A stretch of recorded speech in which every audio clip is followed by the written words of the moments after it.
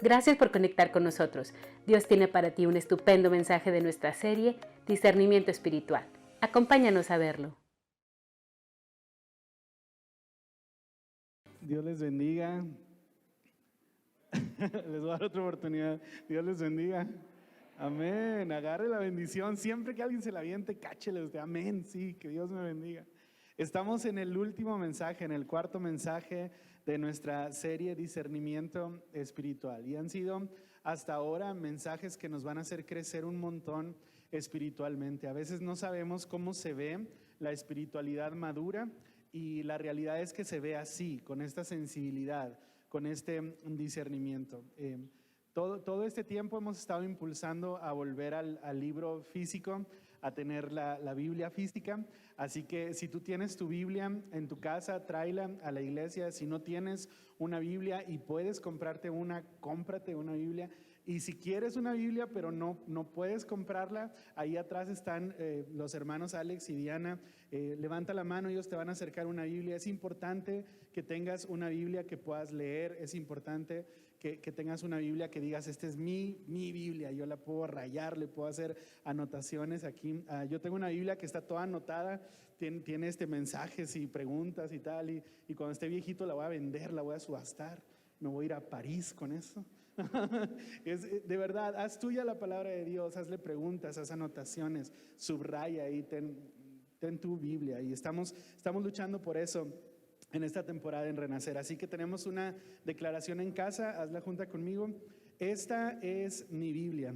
En ella encuentro las palabras de Dios. Aquí está escrito lo que Dios tiene planeado para mí. Sus principios y sus promesas me guían. Yo soy lo que ella dice que soy y creo todo lo que en ella está escrito.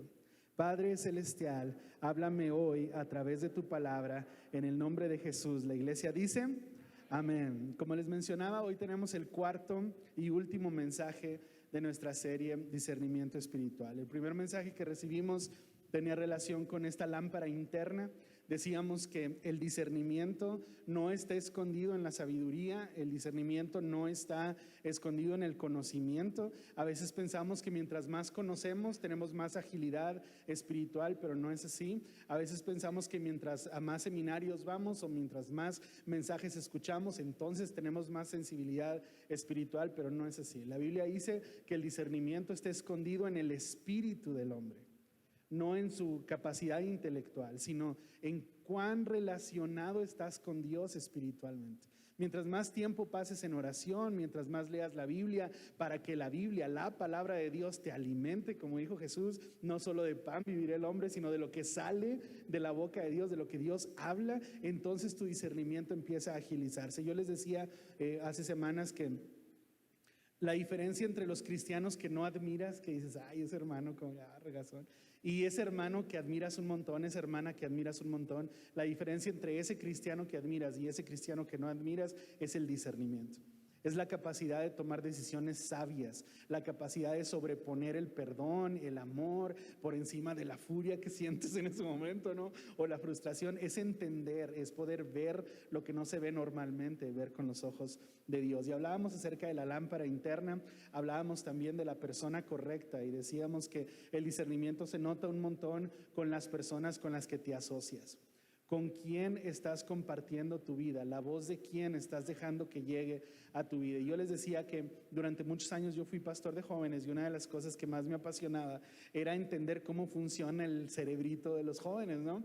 Y estudiaba algunos sociólogos y algunos psicólogos y los sociólogos llegaban a la conclusión de que la conducta, la manera de vivir de un joven es el simple resultado de las 5 personas que lo rodean. Si tú querías cambiar la conducta de un muchacho, lo único que tenías que hacer era cambiar una de esas 5 personas que estaban haciendo influencia. Si cambiabas uno, cambiaba radicalmente su conducta. Si cambiabas 2, eso era una persona nueva por completo. Y los adultos no somos tan diferentes, solo somos el resultado de las personas con las que nos estamos rodeando. De repente nos juntamos con alguien que tiene más fe y de repente amanecemos con más fe, ¿no? Que ama la palabra, que le gusta ir a la iglesia y empezamos a tener esa conducta, porque las personas que nos rodean son importantes y acercarte a la persona correcta te va a dirigir en tu cristianismo. Hablábamos también del lugar correcto. Y decíamos que nos gusta mucho como pensar, ay, Dios está en todas partes, ay, si Dios me quiere bendecir, que me persiga, ¿no? Que me persiga, si los cuervos me van a traer pan, pues hay que me busquen hasta que me encuentren, es su trabajo darme pan, y no funciona así. A veces la bendición ya está lista, pero nosotros no llegamos al lugar de encuentro, al lugar de la cita con Dios. Y hablábamos de la iglesia, hablábamos de los momentos de estar juntos, hablábamos de estar exactamente donde Dios te está pidiendo que estés y que no nos gane la comodidad y que no nos ganen como otras prioridades. Y hoy vamos a hablar acerca del plan correcto, y es como la cereza del pastel, ¿no? Es como entender que Dios tiene un plan, entender que el plan que Dios tiene es tan perfecto, es tan preciso, no tiene error, y a veces sustituimos el plan de Dios por el plan de nuestra esposa o de nuestro esposo o de nuestros hijos o de nuestra cuenta de banco o de nuestro jefe en el trabajo. Yo hace tiempo hablaba con un muchacho en la iglesia y le decía, fíjate todo lo que renunciaste en Dios por agradarle a tu jefe y luego te corrió. ¿No? Y a veces seguimos el plan equivocado, estamos agradando a la persona equivocada, estamos siguiendo como ahí, ¿no? Y hay muchachas que se alejan de Dios por agradarle al muchacho y luego el muchacho la cambió por otra muchacha y dices, creo que no estabas consciente de que no puedes vivir el plan de tu novio, no puedes vivir el plan de tus amigas, no puedes vivir el plan de cuánto dinero debes. O sea, debes entender que hay un plan superior, hay un plan más grande. Y mira lo que dice Jeremías capítulo 29, versículo 11. Es uno de los versículos que está ahí en la pared y nos encanta un montón. Dice, porque yo sé, está hablando Dios, y dice, porque yo sé los pensamientos que tengo acerca de vosotros, dice Jehová. Porque yo sé los pensamientos que tengo acerca de vosotros. Dice, pensamientos de paz y no de mal, para darles el fin que ustedes están esperando. Y cuando entiendes este versículo, entiendes cómo funciona nuestra relación con Dios. Resulta que Dios está pensando en ti. Resulta que Dios está pensando en mí, que no tienes que distraerlo de otras cosas y llamar su atención y decir, Dios, aquí soy yo también te estoy cantando, yo también estoy orando, yo también estoy creyendo, como si Él no nos estuviera mirando, como si no nos estuviera poniendo atención y tuviéramos que llamar su atención de alguna forma. Dice, no, dice Dios, yo estoy pensando en ti todo el tiempo. Yo estoy pensando en ti. Y si tú pudieras hablar con tu corazón, es una de las frases que tienes que repetirle. Dios está pensando en mí. Dios tiene su mente ocupada en mí. Dice Dios, yo sé los pensamientos que tengo acerca de ti. Tú no los conoces, pero yo tengo pensamientos acerca de ti. Dice, tengo pensamientos de paz, tengo pensamientos que no tienen relación con el mal, porque lo que estoy tratando de hacer es llevarte al punto que tú estás creyendo, llevarte al punto que tú estás esperando, cumplir y superar tus expectativas. Pero en ese momento nosotros decimos, wow, resulta que entonces Dios tiene un plan acerca de mí. Resulta que no todo esto es estar improvisando, resulta que no todo esto es como decir, bueno, ¿y ahora qué voy a hacer? Bueno, ¿y ahora qué va a pasar? Resulta que Dios está pensando en nosotros y Dios sabe que debes dinero y Dios sabe que te duele la espalda y Dios sabe que estás triste y Dios sabe que estás preocupado y Dios sabe que tienes demasiadas cosas encima de los hombros. Dios sabe todo eso, está pensando constantemente en ti y tiene un plan para eso. Entonces lo más inteligente que nosotros podemos hacer es decirle a Dios, platícame acerca del plan que tienes para mí. Y lo más absurdo que podemos hacer es ignorar que el Dios que nos creó, que el Dios que conoce nuestras limitantes, que el Dios que nos puede hacer vivir de milagro en milagro, de gloria en gloria, ignorar su plan. Decir, bueno, Dios no sé si tiene algo para mí, yo estoy planeando mi vida, yo soy el arquitecto de mi destino. Es una de esas frases que me hacen convulsionar poquito por dentro, ¿no? Cuando dice, yo soy el arquitecto de mi destino, le digo, bueno, a lo mejor el albañil, ¿verdad? A lo mejor nosotros ponemos un ladrillo arriba de otro cuando vas a la escuela, cuando presentas un examen, cuando llegas temprano al trabajo, cuando saludas a la persona que te cae medio. A lo mejor estamos construyendo algo, pero que yo tenga los planos de mi vida, no. No me gustaría que yo estuviera dirigiendo mi vida. Me gusta más creer que Dios tiene un plan para mi vida y que estoy aquí porque Él me puso aquí, y que tú estás aquí porque Dios te puso aquí, y que vamos a hacer la diferencia en nuestra ciudad, no porque tú y yo tenemos planes buenos, sino porque Dios tiene un plan perfecto, un plan correcto. Dios piensa en mí, Dios tiene planes para mí. Wow. Ahora, cuando nosotros nos acercamos a Dios, generalmente estamos buscando un milagro. Cuando nos acercamos a Dios, entendemos que Dios todo lo puede, entendemos que Dios puede hacer todas las cosas posibles, y venimos buscando un milagro. Y un milagro es igual a un plan de Dios. A nosotros no nos gusta ese pensamiento. A nosotros nos gusta más la idea de que un milagro ocurre en un chasquido de dedos. Nos gusta más pensar que un milagro es decir, Dios cambia a mi esposa, y luego sube el hermano Saúl y ora con poder, y cuando salimos de la iglesia tu esposa es otra persona, dice, hola, ya no estás tan gordo, creo que ya te ves más guapo. Y tú, ¿qué le pasó? Dios la cambió en un segundo. Eso estamos esperando, ¿no? Decir, Dios sana mis finanzas, y salir de aquí de la iglesia y checar la cuenta en el teléfono y decir, no inventes, no pensé que tenía tanto dinero. No, queremos milagros así, ¿no? Como en un instante, como en un segundo. Pero generalmente un milagro se ve como un plan de Dios. Dios nos va a meter en un proceso.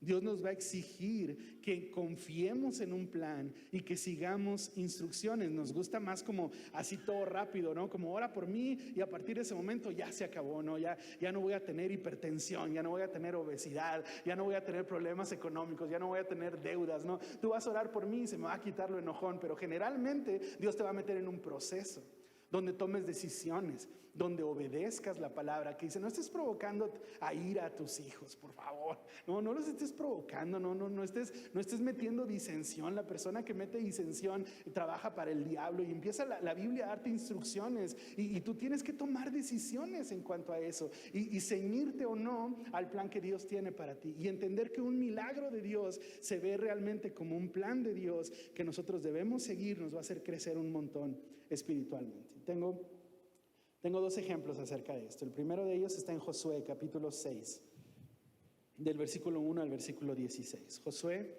capítulo 6, del versículo 1 al versículo 16. Si estás tomando notas, te platico que es la conquista más impresionante que hizo el pueblo de Dios cuando Dios los sacó de Egipto y los llamó a la tierra prometida. Es una de las ciudades más impactantes, más grandes, con más recursos, con más gente, con más riqueza, con un ejército más fuerte.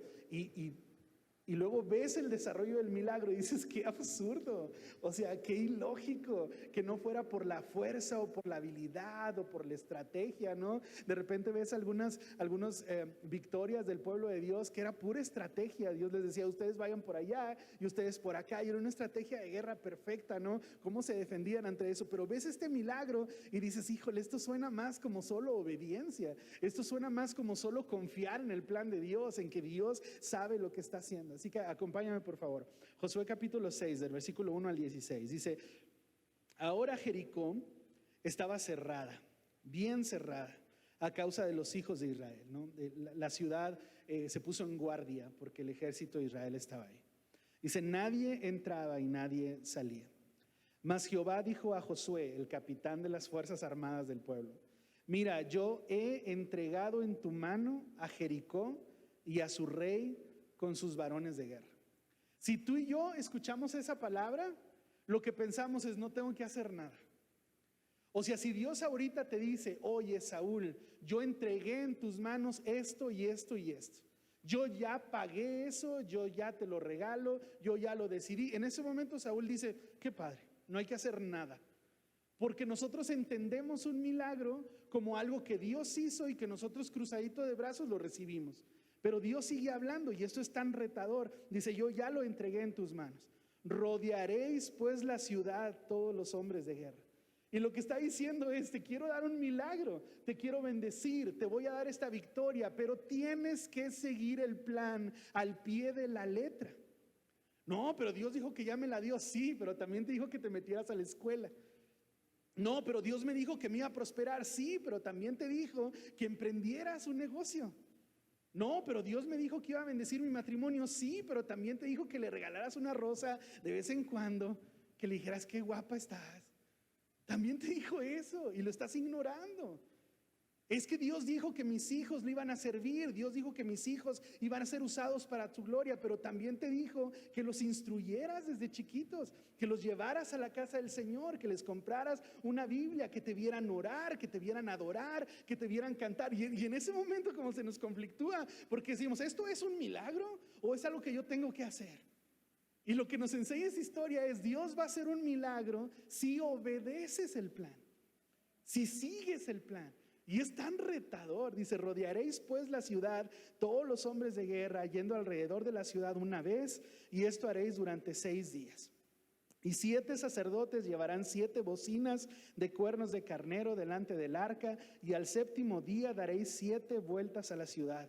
Y los sacerdotes tocarán las bocinas, y cuando toquen prolongadamente el cuerno de carnero, así que oigáis el sonido de la bocina, todo el pueblo gritará a gran voz, y el muro de la ciudad caerá. Entonces subirá el pueblo, cada uno derecho hacia adelante. Dios les dice el plan.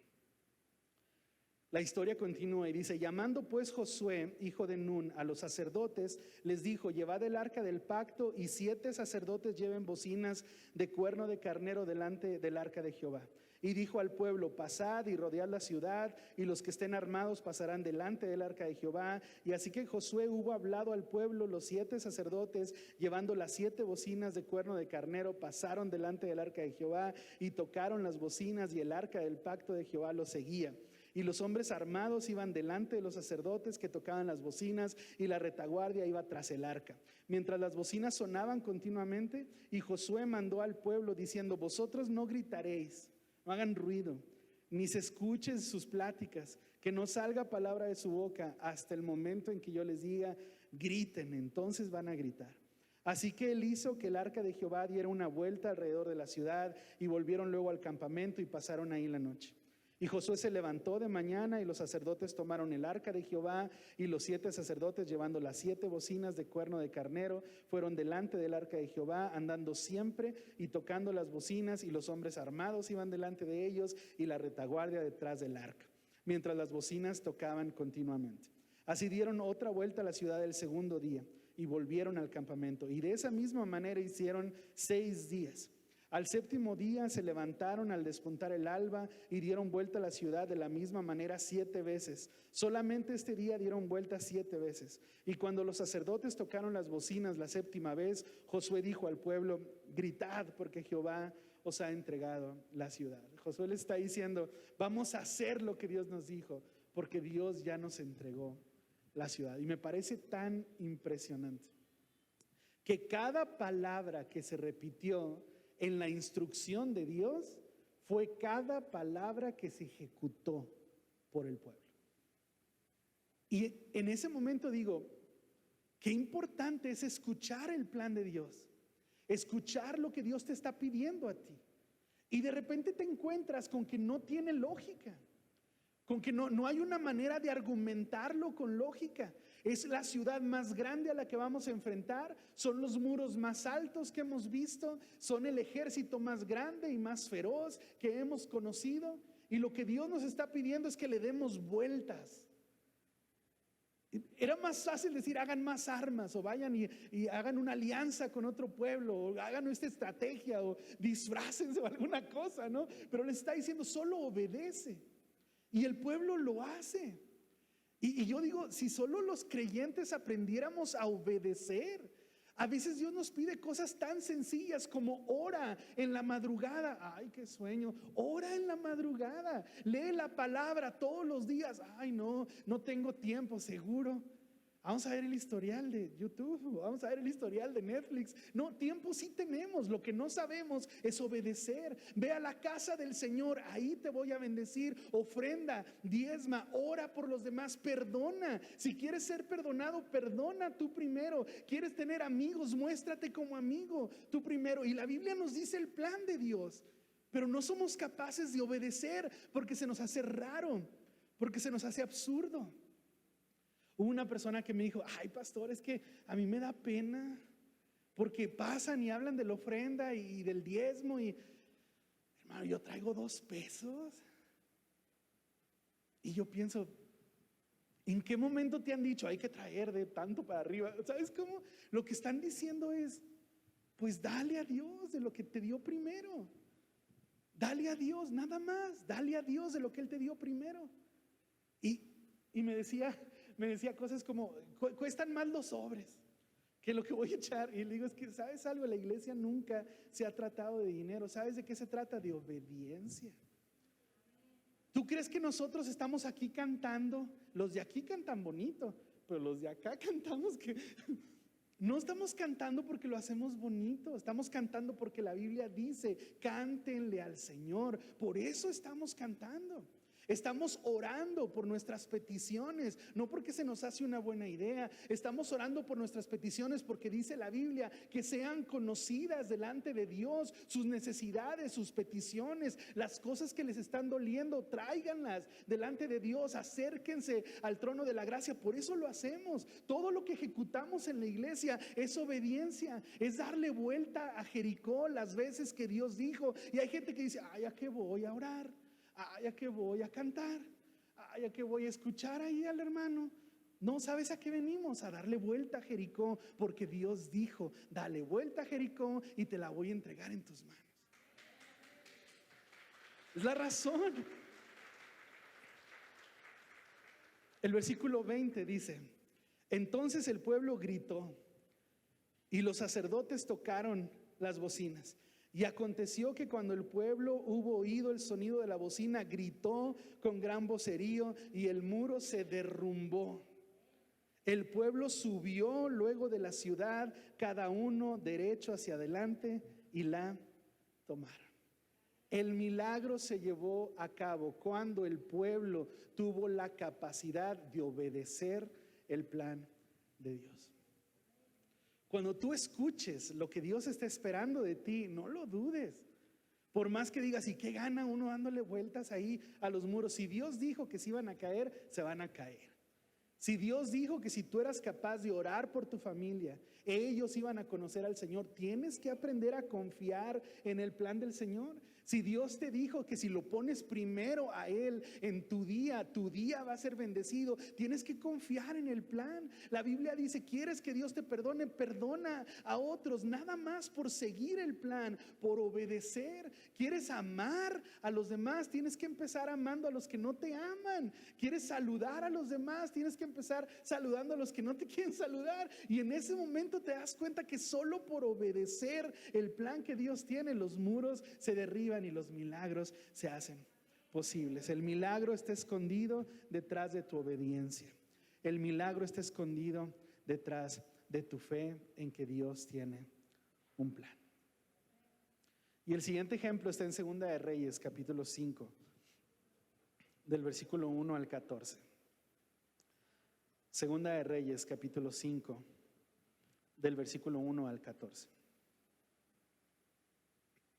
Dice, Naamán, general del ejército del rey de Siria, era varón grande delante de su señor y lo tenía en alta estima porque por medio de él había dado Jehová salvación a Siria. Era este hombre valeroso en extremo, pero leproso. La lepra es una de esas enfermedades que en aquel momento no eran tratables, no eran curables y era muy público, lo que provocaba un aislamiento y lo que provocaba una vergüenza permanente.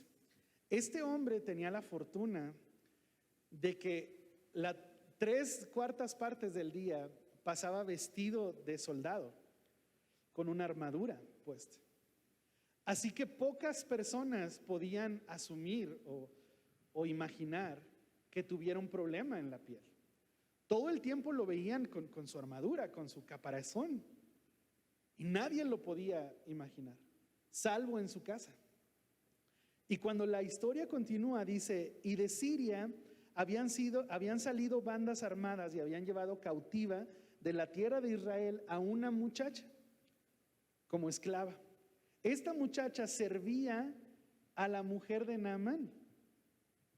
Así que esta muchachita, que era del pueblo de Dios y que la habían tomado como esclava y que era la sierva, la sirvienta de la esposa de Naamán, ella se daba cuenta de la lepra. Porque estaba en la casa, porque limpiaba la armadura, porque lavaba la ropa. Ella se daba cuenta de la condición de Naamán. Nadie más lo sabía, pero en casa lo sabía. Y esta mujer le dice a la señora: si rogase mi señor al profeta que está en Samaria, él lo sanaría de su lepra. Así que fue Naamán con su señor y le dijo: así y así me dijo una muchacha que está ahí en mi casa. Y el rey le dice: ve, yo te voy a dar cartas para que se las des al rey de Israel. Dice: salió pues él llevando consigo 10 talentos de plata y 6,000 piezas de oro y 10 mudas de vestidos. Tomó también cartas para el rey de Israel que decían así: cuando lleguen a ti estas cartas, sabe por ellas que yo envío a ti a mi siervo Naamán para que lo sanes de su lepra. La muchacha le dice: hay un profeta en Samaria. Y lo que Naamán hace es ir con su superior para que de rey a rey se haga un acuerdo diplomático. Así que dice: luego que el rey de Israel leyó las cartas, rasgó sus vestidos, que era una señal como de humillación, y dice: ¿soy yo, Dios, que mate y dé vida para que éste envíe a mí que sane de la lepra a un hombre? Creo que él me está provocando, creo que está buscando una ocasión para que haya problema. Pero dice que Eliseo el profeta estaba ahí. Y entonces le dice: ¿por qué has rasgado tus vestidos? Venga ahora a mí y sabrá que hay un hombre de Dios aquí. Así que vino Naamán con sus caballos y con su carro y se paró a las puertas de la casa de Eliseo. Y yo quiero que imagines esto por un instante. La sierva, la sirvienta, tiene una fe en Dios y sabe que Dios hace milagros y que Dios ha elegido a ciertos hombres para mostrar su gloria a través de ellos. Así que esta niña, esta mujer, con una honestidad abrumadora, le dice a su señora: dígale a don Naamán, dígale al señor Naamán que vaya con el profeta. El profeta tiene poder de Dios, lo va a sanar. Pero Naamán es un burócrata. Así que va con su rey y le dice: mándame con el otro rey para que el rey dé la orden de sanar. Y cuando llega con el otro rey lo toma mal porque dice: yo no tengo esa capacidad. Pero Eliseo está escuchando todo. Y Eliseo dice: dile que venga conmigo, dile que venga a mi casa, Dios va a hacer algo ahí. Y cuando llega Naamán a la casa de Eliseo, llega con toda su gloria. Dice: llega con caballos y llega con este carro, y él está esperando que hagan un culto especial para él, que todo el mundo gire alrededor de él, que hagan algo específico solo para él, porque él vino de parte del rey con el otro rey para que den la orden de que Dios lo sane. Y a mí me causa un montón de conflicto que diga: entonces Eliseo le envió un mensajero. Se me hace tan violento, se me hace tan grosero. Siento que Naamán en ese momento se puso rojo y así como: vengo de la casa del rey y me dijeron: ve a buscar a Eliseo. Y ahí se metió a la colonia, no ahí por donde yo vivo, la colonia ahí, sin pavimentar, no, se metió ahí. Ya como caminando la segunda milla, como respirando hondo, yo estaba esperando que me recibiera una corte real. Bueno, me dicen que vaya hasta la casa de este fulano, pues ahí voy. Y llega y ni siquiera lo recibe. Le manda ahí un mensajero. Y Naamán se encuentra con lo que nos hemos encontrado todos nosotros cuando venimos a Dios. No hay un trato VIP delante de Dios. Y hay personas que vienen aquí diciendo: mi familia, hace 15 generaciones que somos cristianos. Pues bienvenido. ¿Tengo una silla especial? No, pues la misma que todos. Yo, mi familia, somos dueños de la mitad de Saltillo. ¡Qué padre! ¡Wow! ¿Hay un trato especial para mí? No, pues igual que todos. Y hay gente que nos dice, tú no sabes cuál es mi trabajo, tú no sabes cuáles son mis ingresos. Y la sorpresa es que ni siquiera hay un gran profeta de Dios dirigiendo Renacer, ni siquiera está Marcos Brunet o Marcos Vidal cantando la alabanza, ni siquiera tenemos como a Benny Hinn orando por los compañeros de oración. Somos mensajeros nada más. Y hay personas a las que les resulta muy incómodo, porque si Dios quería salvar mi alma, ¿por qué no me mandó a Cash Luna? ¿Cómo va a mandar a Erubiel? ¿Erubiel qué se llama? ¿Por qué mando un mensajero ahí sin chiste? ¿Por qué no me llevó a una iglesia de oro, ¿no? Con los sillones así reclinables, que le piques un botón y salga una Coca Light? O sea, no sé por qué, pero entiendo que Dios trabaja de esa manera. Y Naamán tiene ese choque que tenemos muchos de nosotros, ¿no?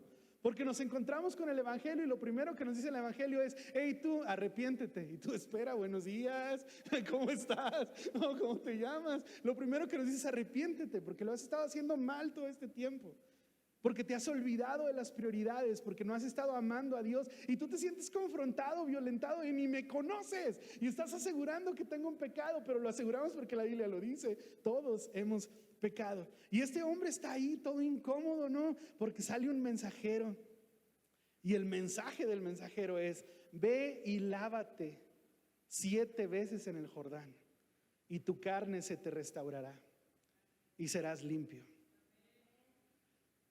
Ustedes dicen amén, pero Naamán se enojó. Dice, se fue enojado, diciendo: he aquí, yo decía para mí, saldrá él luego y estando en pie invocará el nombre de Jehová su Dios y alzará su mano y tocará el lugar y sanará la lepra. Y me mandó un mensajero: si te vas y te bañas. Y no me inventes, ¿de qué estás hablando? Y él dice: Habana y Farfar, ríos de Damasco, ¿no son mejores que todas las aguas de Israel juntas? Si me lavo en ellos, ¿no da lo mismo? Y se fue enojado. Y de repente somos tan Naamán cuando Dios nos dice: haz tal cosa. Y tú, no, mira, yo lo que yo pensé es que cuando yo iba a entrar a la iglesia iban a detener la canción. Iban a decir: ay, perdona, hermano, pásale, por favor. Tráigale un sillón aquí al hermano. ¿Qué quieres? Un agua, hermano. Póngale un clima aquí nomás al hermano, ¿no? Todos sudando.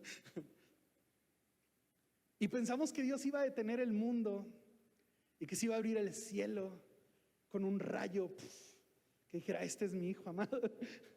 Esperábamos un trato tan VIP. Y lo que Dios dice es: necesitas lavarte bastante. Necesitas lavarte muchas veces. Y lo manda al río Jordán. Si en algún momento tienes 5 minutos de ocio, googlea río Jordán. Está sucio, está feo. Feo no lo describe, está muy feo. Y de repente este hombre importante, con dinero, cercano al rey, dice: ¿cómo me voy a meter yo esa agua toda lodosa? Si me meto a otro río más VIP, si me meto a otro río más bonito, ¿no da lo mismo? Y la respuesta es: no da lo mismo. Porque Dios está diciendo así, de esta manera. Bueno, si Dios quiere que le adore, no puedo mejor ahí en mi casa, en el clima, poner ahí a Elevation. No da lo mismo. Y todos los de la iglesia te dicen: no da lo mismo. Pero este Jordán y aquellos ríos de Damasco, sí te entiendo. Sí, están más bonitos aquellos ríos, yo sí te entiendo. Pero cuando Dios dice: ve ahí a mi casa y adórame ahí, ve y escucha esa palabra, ve y dobla tus rodillas. Lo que Dios está diciendo es: ese es el plan para tu milagro. Si quieres tu milagro, sigue ese plan. Y él pregunta: ¿no lo puedo hacer de otra manera? La respuesta es no. Continúa la historia y dice: mas sus criados se le acercaron y le hablaron diciendo: Padre mío, si el profeta te hubiera mandado una cosa más grande, ¿no la hubieras hecho? ¿Cuánto más si solo te dijo: lávate y serás limpio. Dice, él entonces descendió y se zambulló 7 veces en el Jordán, conforme a la palabra del varón de Dios. Y su carne se volvió como la carne de un niño y quedó limpio. No es el agua, no es el río, es la obediencia. Es la obediencia. Y a veces Dios te va a pedir algo que tú consideras absurdo. A veces Dios te va a pedir algo que tú dices no tiene sentido, pero esa es precisamente la definición de un milagro. Lo que ocurre que no tiene cumplimiento a las leyes que conocemos. Se supone que una persona camine sobre sólidos, y camina sobre un líquido se hunde, y ves a Jesús y a Pedro caminando sobre el agua. ¿Cómo se llama eso? Un milagro. Se supone que las personas adultas no cambien su comportamiento. Se supone que una persona que ha vivido 30, 40 años de cierta manera no sabe hacerlo de otra manera, pero luego ves a alguien que estuvo en alcohol o que estuvo en drogas o que era violento o que era maldiciento, y viene y se encuentra con el Señor y se comporta como otra persona, como una nueva criatura, y dice, eso no debe pasar, eso no tiene sentido, eso no tiene lógica. No, por eso se llama milagro, porque una persona generalmente no sabe cambiar, pero viene con su creador y el creador lo hace de nuevo. Un matrimonio que estuvo en crisis, un matrimonio que pasó por un evento difícil, no sabe levantarse de ahí, pero luego viene Cristo y los restaura. Eso se llama milagro. Cuando Dios te pida dale vueltas a un muro, o te pide métete 7 veces en agua que no es la más bonita, confía en el plan de Dios. Sé que suena absurdo, pero eso es precisamente la definición de un milagro. Algo que no tiene sentido.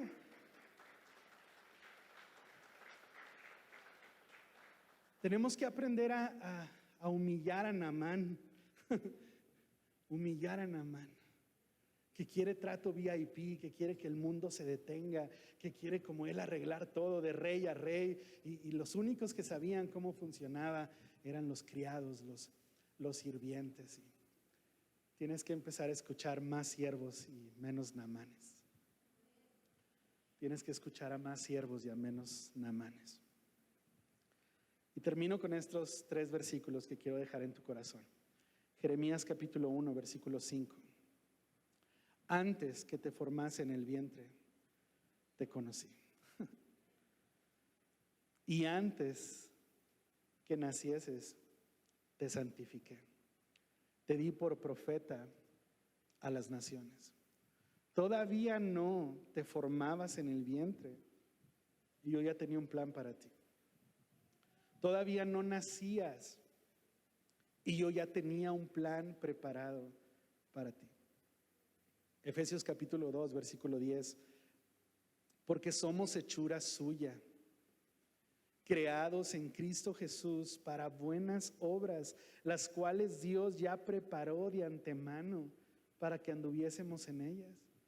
Dios nos creó para que ejecutáramos unas obras que Él ya tiene preparadas desde antes. Primera de Corintios capítulo 2, versículo 9. Antes bien, como está escrito, cosas que ojo no vio, ni oído oyó, ni han subido en corazón de hombre, son las que Dios ha preparado para los que le aman. Hay un común denominador. Tú todavía no nacías y Dios ya tenía un plan para ti. No me digas que porque cometiste un error a los 15 años, o porque te equivocaste a los 30 años, o porque a los 60 años te extraviaste. No me digas que eso echa a perder un plan que ya estaba escrito antes que nacieras siquiera. Hay cosas que Dios tiene preparadas para ti desde antes que lo conocieras, desde antes que fueras fiel, desde antes que fueras un adorador. Dios ya las tenía preparadas para ti. Cosas que nadie ha visto, que nadie ha escuchado, que ni siquiera se les han ocurrido, ni siquiera las han imaginado. Son las que Dios tiene preparadas ya para los que le amamos. Es así de importante que en tus tiempos de oración empieces a preguntarle a Dios, ¿cuál es tu plan para mí? ¿Qué es lo que tú tienes en mente cuando me ves? ¿Qué es lo que tienes preparado? ¿Es este trabajo? ¿Es esta empresa? Muy bien. ¿Son estos amigos? Muy bien, por ahí le voy a dar. ¿Qué es lo que quieres que haga? ¿A través de esta vocación? ¿A través de esta pasión que pusiste en mí? ¿Estoy en un camino equivocado? ¿Cuál es tu plan? Porque si Dios tiene preparada ya toda una vida para nosotros, vivir otra vida diferente a ese es el error más grande que podemos cometer. Yo quiero vivir lo que Dios tiene planeado para mí. Yo quiero vivir cada cosa que Dios tiene planeada para mí, aunque nadie lo entienda, aunque nadie lo haya visto antes, aunque a nadie se le haya ocurrido antes. Si Dios lo planeó para mí, yo lo quiero. El plan correcto. Amén. Oramos. Cierra tus ojos. Padre, te damos gracias, Señor.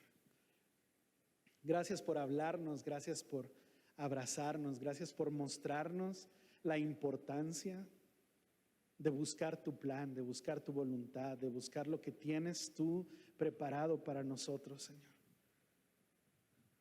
Quiero preguntar eso, Dios, en mis tiempos de intimidad contigo. ¿Qué tienes en mente cuando me ves, Señor? ¿Cuál es tu plan para mi vida? ¿Cuáles son esos caminos en los que tengo que andar? ¿Qué es eso que tenías en mente desde antes que yo naciera, desde antes que te conociera? Cumple tu plan en mi vida, Señor, en el nombre de Jesús. La iglesia dice, amén. Dios les bendiga. En Renacer siempre estamos orando por ti. Si tienes alguna necesidad, no dudes en contactarnos en nuestras redes. Dios te bendiga.